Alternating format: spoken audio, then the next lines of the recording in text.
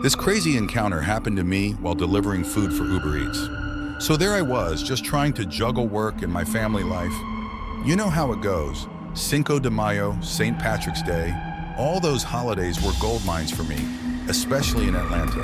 But one St. Patrick's Day, things took a turn for the worse. I was doing my usual delivery rounds when I got to this one house. The guy, long hair, large frame, seemed normal enough at first, just wanted his food dropped off inside. Seemed a bit odd, but I didn't think much of it. Then when it came time for him to tip me, he says something like, "Oh, by the way, I'm Jesus." Yeah, weird, right? But it gets worse. He starts giving me this creepy smile and I just knew something wasn't right. Next thing I know, he's attacking me, grabbing my niqab and choking me with it. I'm fighting for my life, trying to get away from this guy who's supposed to be my customer. It was terrifying, but I managed to grab my car keys and start jabbing him with them, trying to fend him off. He didn't even seem bothered by the pain, just kept groaning like he was enjoying it. It was messed up. Eventually, I got a chance to escape, and I booked it out of there as fast as I could. Luckily, I only ended up with some cuts and bruises, but it could have been so much worse. The guy ended up getting arrested and slapped with a 2-year prison sentence. But knowing he'll be back on the streets eventually, it's hard not to feel scared and paranoid. And I'm not the only one. Attacks on delivery drivers have been on the rise, and it's not just me who's been affected. Companies like Uber Eats need to step up and do more to protect their drivers. Because no one should have to go through what I did. It's a scary world out there, and no matter how careful you are, sometimes you just can't avoid running into dangerous people. So, this happened back when I was a fresh graduate, around 4 years ago. I was delivering food for Uber Eats, and my last delivery was to this remote house out in the boonies. I hopped into my trusty Toyota Corolla. The GPS on the app guided me through these winding dirt roads, surrounded by thick forests. By the time I got there, the sun was dipping low, maybe around 7 p.m. The place was this old wooden cottage, tucked away in the middle of nowhere, with grass up to my knees. Nothing too unusual for these parts, though. I lugged the pizza to the front door and gave it a solid knock.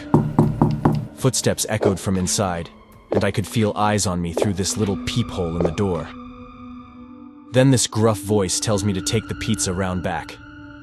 I hesitated. Something just felt off. I called the customer on my phone, telling him that I would appreciate it if he accepted the food through the front door. He responded that he was preoccupied with a situation and needed me to deliver it at the back of the house where he was. I was new to delivering food, and I didn't want to make any mistakes. So, against my gut feeling, I trudged through the overgrown grass to the backyard. There was this patio with a table and chairs, and I spotted someone sitting with their back to me. I called out, but they didn't budge. Figured they hadn't heard me, so I went closer. Then, from behind me, I hear this whisper. "Psst. Over here." I whipped around, and there's this dude peeking out from the corner of the house, grinning like a maniac. He beckoned me over, saying he wanted to show me something. That's when I bolted, pizza still in hand, and dashed back to my car.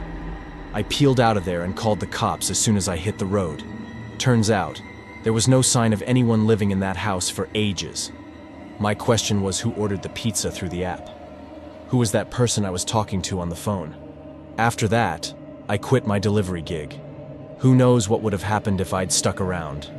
But man, I still wonder sometimes about what or who was sitting in that chair on the patio. Creeps me out just thinking about it. I'm a 25-year-old looking to make some extra buck. I'm an immigrant, by the way, hoping that I can get my family here in Miami in the future. That's why I'm looking for every opportunity to make money. Anyway, I'm out there doing Uber Eats around 7 p.m., just driving around town, delivering food. Most of the time, it's smooth sailing, but every now and then, you come across some real characters. There's this one guy, a real loose cannon. Every time I got his order, it was like walking on thin ice. One time, I got held up a bit because of another drop-off, nothing major, just a few extra minutes.